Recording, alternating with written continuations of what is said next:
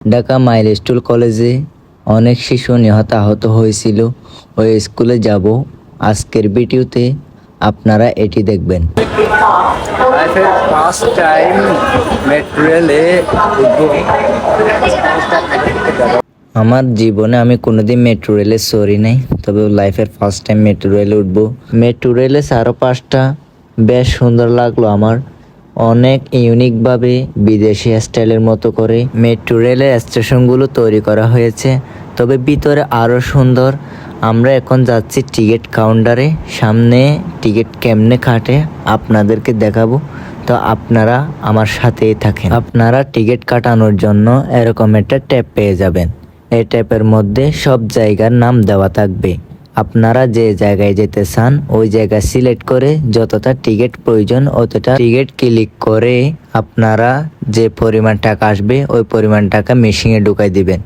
ঢুকাই দেওয়ার পর আপনাদের জন্য যতটা টিকিট কেটেছেন অতটা টিকিট আপনাদের জন্য বাহির হয়ে যাবে। যদি আপনারা এই মেশিনে টিকিট কাটতে না পারেন, আপনাদের জন্য রয়েছে এর পাশে টিকিট কাউন্টার।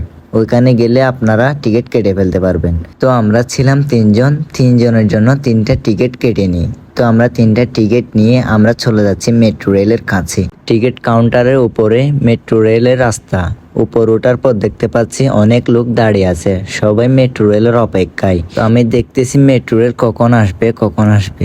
তো ফাইনালি আমার চোখের সামনে দিয়ে চলে আসতেছে মেট্রো রেল। শুধু মেট্রো রেলের গতিটা দেখেন। আমার লাইফের ফার্স্ট টাইম এই মেট্রো রেলে করেই চলে যাব উত্তরা দিয়াবাড়ি।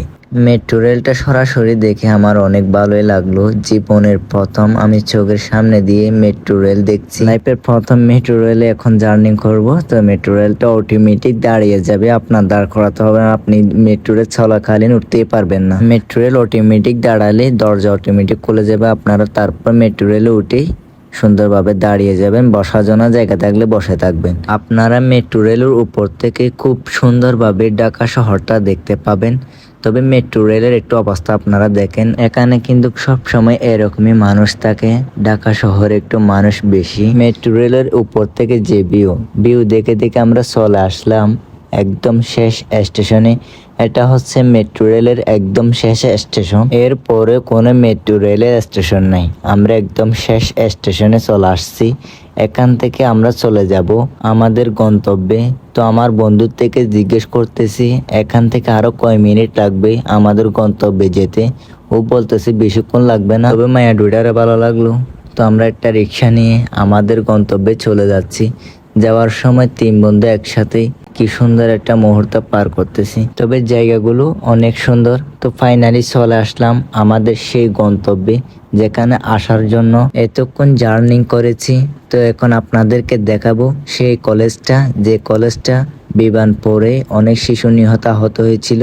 তো এই যে সামনে দেখতে পাচ্ছেন এটা হচ্ছে সেই কলেজ, যে কলেজে অনেক শিশু নিহত আহত হয়েছিল। আপনাদেরকে একটু ভিতর থেকে দেখাই। এই যে দেখেন যেখানে বিমানটা পড়েছিল ওই জায়গাটা দেখেন, এখনো পরিবর্তন করে নাই। ওই জায়গাটা এখনো আছে ওই অবস্থায়, কিন্তু চারপাশটা ঘিরে দিয়ে রেখেছে। তবে এখানে অনেক শিশু নিহত আহত হয়েছিল। এই স্কুলে যারা নিহত হয়েছিল তাদের সবার জন্য দোয়া করি, আল্লাহ যেন তাদেরকে জান্নাতবাসী করে। তো সবাই ভালো থাকেন। এতক্ষণ সাথে থাকার জন্য সবাইকে ধন্যবাদ।